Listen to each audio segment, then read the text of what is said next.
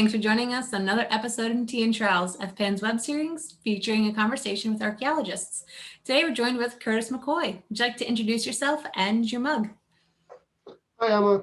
I'm Curtis McCoy. I'm a archaeologist and GIS specialist for Dovetail Cultural Resource Group. I'm also the president of the Archaeological Society of Delaware. Awesome. I will say I'm not drinking from a mug today. I walked and got coffee today from the local coffee shop, so I'm repping them since that's what's actually in my mug. But do you want to tell us about your Dig for Victory mug? Oh yeah, sorry about that. My Dig for Victory mug, it's been my the metal mug that I've had since, probably the end of undergrad. Back way too long ago, and it's gone with me camping on digs and projects across the country, and it's really a all-terrain mug that just goes everywhere with me. It's kind of perfect, and it might be now, like looking into my next mug purchase, I might have to find one because it is beautiful. Yeah, I think I got it at a little just art and craft boutique thing in Rochester, New York. All right. Probably 10, 15 years ago. I'm going to go on the hunt for it. I will find it. If anyone else knows where I can find a Dig for Victory mug, let us know in the comments. So we'll get started here. And how did you get into archaeology? Oh, I'd say ever since I was a kid, one of my earliest memories being interested is finding, as probably a 4 or 5-year-old, a random thing about Mount Vesuvius and Pompeii, and just being completely fascinated with it. And every time my parents took me to the library, I would go to every encyclopedia that they had, which ages me a little bit, and read every little bit about Pompeii and Mount Vesuvius that I could. And there were several kids' books about it that I would read. And then I'd find the adult book section where I'd find whole books about it. And that honestly pushed my reading level a little bit, I think. And then just have been in that curiosity into history has stayed with me ever since and got me where I am today. Oh, that's awesome. Have you gotten to see any of the Vesuvius collections or the Pompeii traveling exhibit? I have not. I've sadly fallen off the Vesuvius train since I was a kid, and not really gone over to Europe at all. But it'd still be amazing to see at some point. Yeah, the traveling exhibit is in Orlando currently, I think. So I got to go, and it was pretty awesome. Just to see. Thankfully, they were still masking and socially distancing, and we're still able to have it, but it did get postponed. So I don't know where it's going to next. It might be heading up into your neck of the woods. Yeah, if it comes to Philly at some point, then I'll be there. Yeah, I'll have to look into that for you. So continuing on, what is your current research? Oh, I have a few different things. My big thing for work right now is I'm creating several different predictive models for different clients, where I'm using these models to determine where it's most likely to find both prehistoric and historic archaeological sites, and doing this quantitatively through existing site data and different variables such as slope, distance to water, soil type, and yeah, just any variables that show any statistical correlation with site occurrence. Other than that, I'm also looking at the distribution of quartzite, which is a stone material found in New Jersey, that until recently wasn't really recorded very much outside of the state of southern New Jersey, and are now starting to find it throughout Delaware and other parts of the Delmarva Peninsula. And it's just really interesting seeing it and seeing that there must have been trade networks across the Delaware River between New Jersey and the rest of the Delmarva. And so this is because you told me a little spoiler about this, and this quartzite is interesting because it's really kind of crappy unless it's heat treated for actual use, correct? Yeah, it's one site we found, and they in Delaware, there was so much shatter of it everywhere that was unheated that we realized, along with the quest of quartzite, there were also broken hammerstones everywhere. And if you try and flint knap this material with a standard quartz or quartzite hammerstone, it's going to shatter your hammerstone. And I'm sure it was traded across, and the group that it was traded to didn't know it had to be heat treated, or collected it and brought it back and just destroyed all of their hammerstones trying to work it, going, why is this stuff not making these nice tools that we trade for? And it's been amazing. It's really cool to see all of that and see that kind of dynamic and story of it. I'm pretty sure it had to have been traded in order for a group to have destroyed that any hammerstones in an area that it's probably a multi-day trip with canoes across the Delaware into central New Jersey in order to find outcrops of it anywhere. Yeah. So, That's awesome. And especially for like, because this is during the Archaic time period, correct? yeah, it's primarily being used during the transitional Archaic in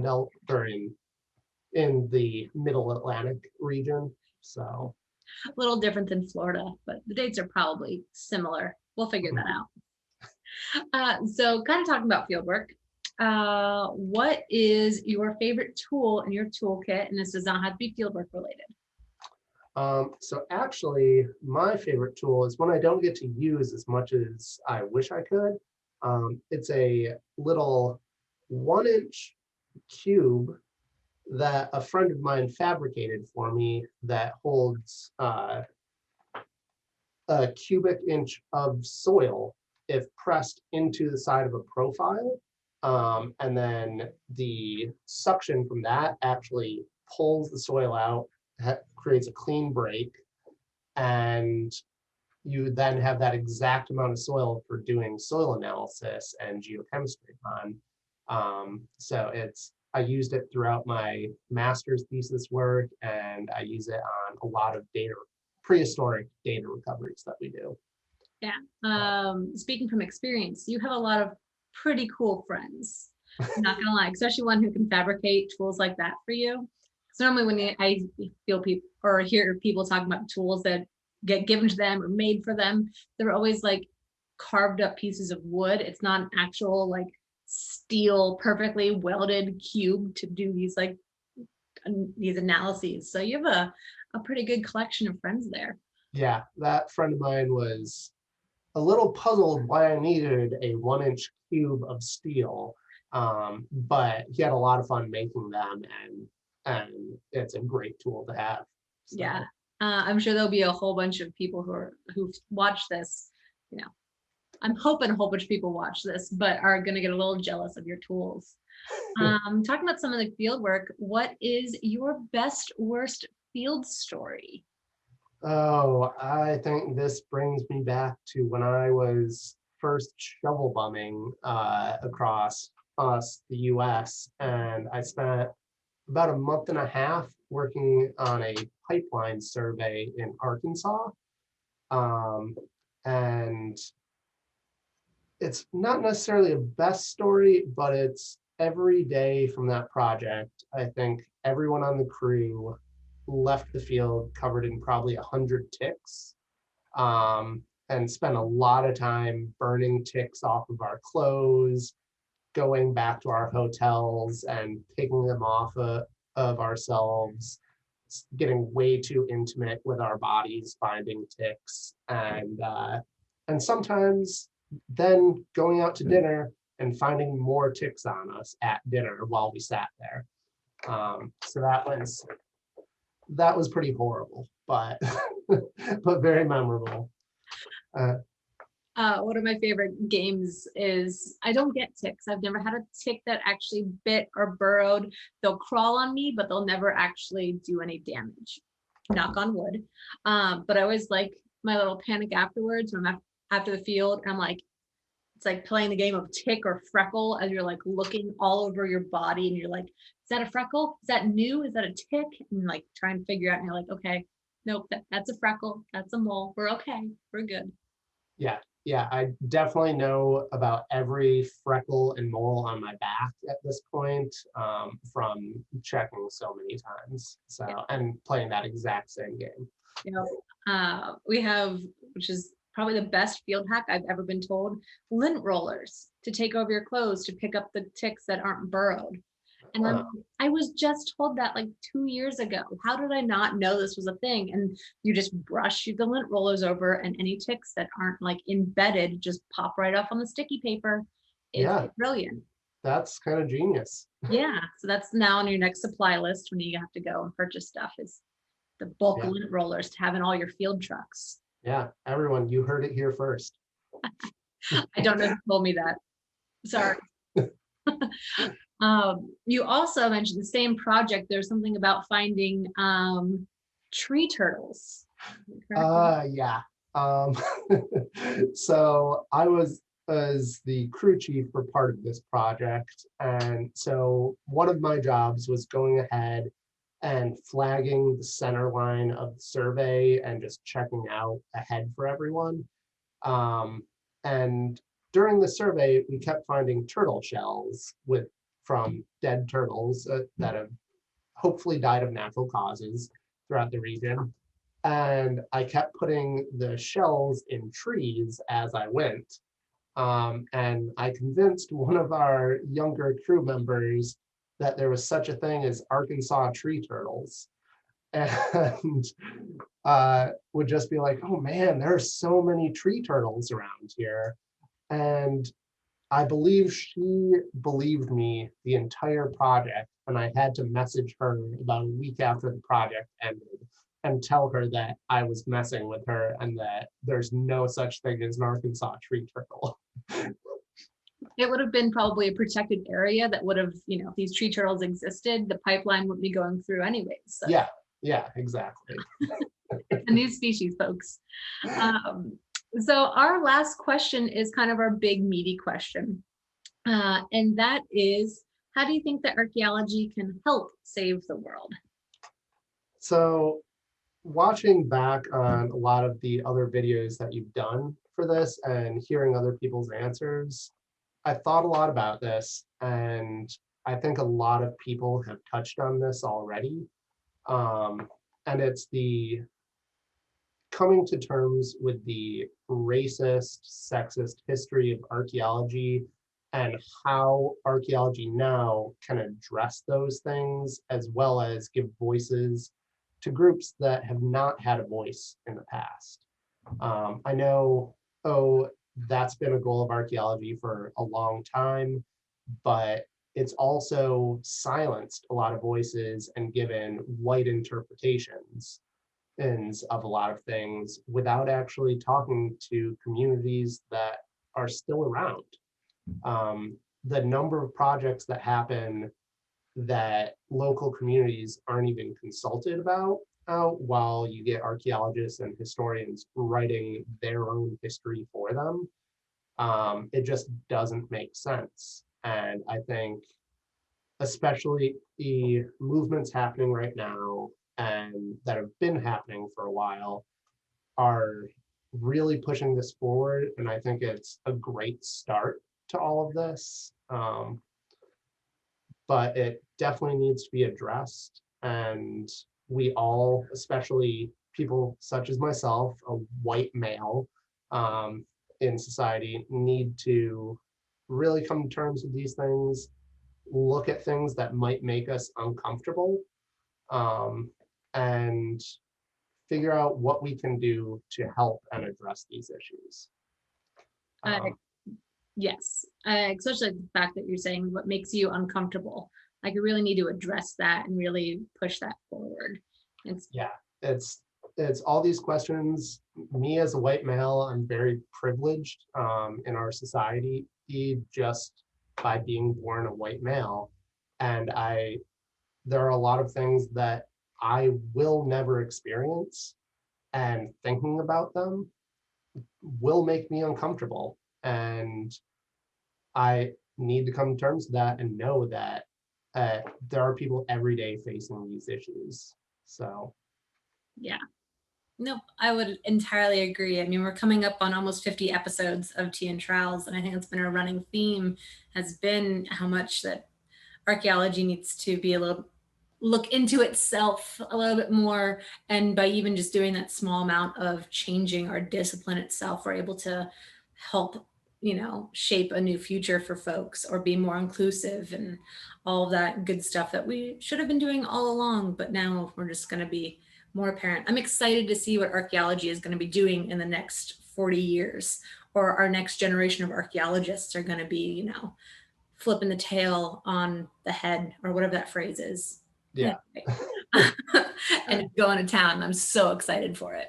Yeah, I think it's a new generation for theory within archaeology, and really looking at the questions that we're asking, the methods that we're using, and what else we can be doing.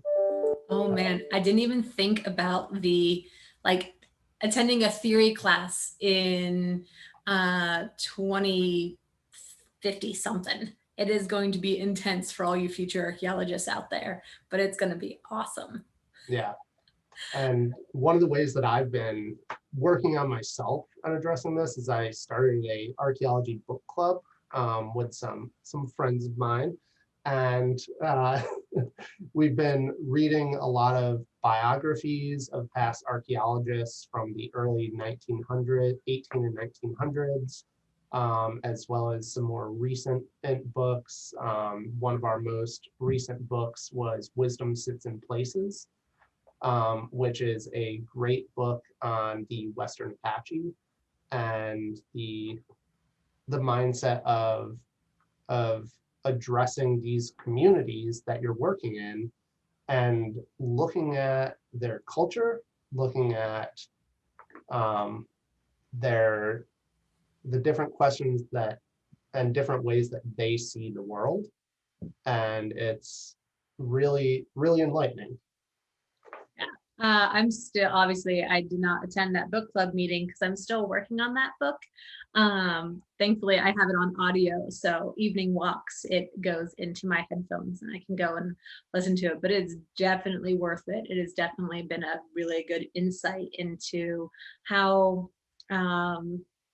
modern history, or history in general, has failed the Apache, because they're one of the, I think one of the quotes in the book is something along the lines of, the Apache are one of the most well historical studied Western Plains tribes, but at the same time, the Apache do not agree with anything that's written. And it's not who they are, but they've been studied so extensively by white Western historians.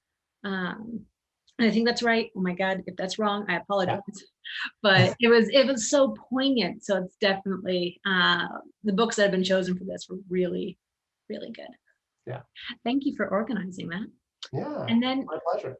Our last question, which is our bonus question, and it is just, what is keeping you sane during these times? Oh, for a while it was making videos like this for the Archaeological Society of Delaware. So look up Digging Delaware. I'm sure you can find a link below. And I also got married and bought a house. So that's been keeping me pretty busy. The only thing that's not been keeping me sane is our new puppy that's 5.5 months old. That makes me want to pull out my hair most days. But she's usually doing that herself. So I think I'm covered. That's fantastic. You had a lot of firsts this year. first global pandemic, first and hopefully last marriage, first home, also like having to do a COVID marriage and cancellations and everything else. So it's Yeah. been, oh man, it's been a year to Yeah. really lose your 2020's kids. definitely been a year. So we're looking forward to the future though. Yeah, keep moving forward. Yeah. All right. Well, thank you so much, Curtis, and definitely everyone check out Digging Delaware. Right, that's the title. Yep. God, how did I forget that? I was helping you with that. I think it's because we're gonna look into doing a YouTube series called Digging Deeper, and so there's so much digging puns in archaeology, so why not? Yeah. Definitely check out Digging Delaware to learn a little bit more about some Delaware archaeologists. But again, thank you, Curtis. It's been lovely chatting with you and seeing your face in the virtual reality. Yeah. And cheers. Cheers. Thanks.